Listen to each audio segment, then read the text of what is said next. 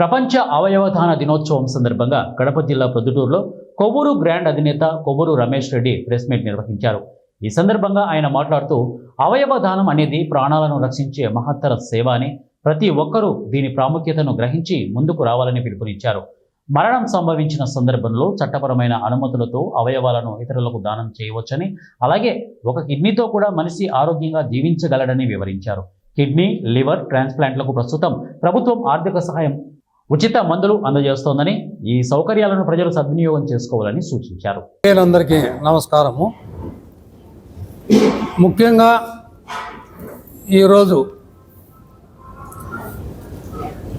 ప్రపంచ అవయవదాన దినోత్సవం రోజు.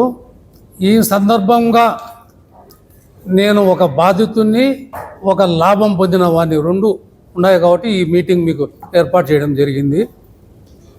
నాకు ఆరోగ్యపరంగా 2003లో లివర్ ట్రాన్స్ప్లాంట్ జరిగింది. నాకు లివర్ ట్రాన్స్ప్లాంట్ జరిగేటప్పటికి ఇండియాలో ఇక్కడ లివర్ ట్రాన్స్ప్లాంట్లు లేవు. అప్పుడు నేను స్విట్జర్లాండ్ పోవాలని చెప్పి అంతా ప్లాన్ చేసుకున్నాము. అనుకోకుండా హైదరాబాద్లో గ్లోబల్ హాస్పిటల్లో వాళ్ళు కొత్తగా హాస్పిటల్